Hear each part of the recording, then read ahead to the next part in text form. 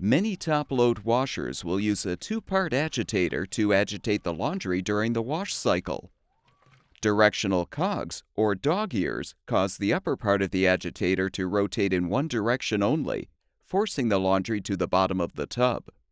The lower part of the agitator then forces the laundry back up. If the cogs wear out, the upper part of the agitator will not function until the worn cogs are replaced. Before you attempt to replace the cogs, be sure to unplug the appliance's power cord.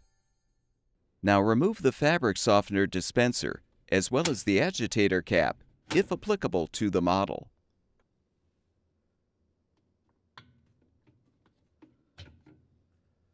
Remove the inner lint cap if necessary.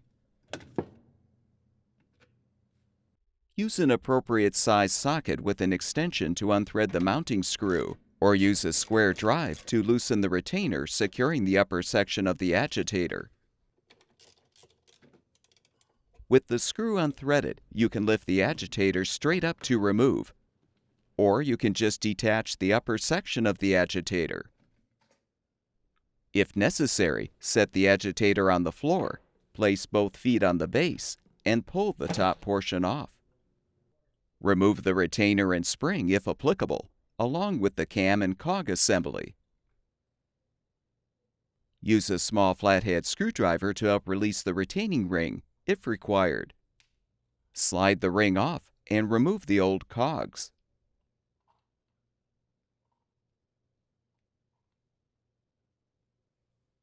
You can now install new agitator directional cogs by aligning them on the cam.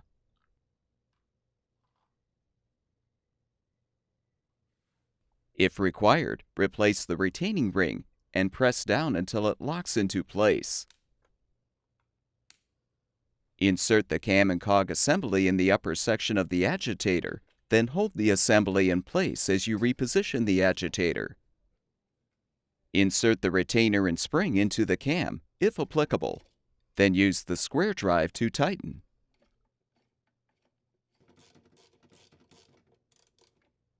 Alternatively, you can align the slots in the upper portion of the agitator with the tabs in the base and snap the upper section into position.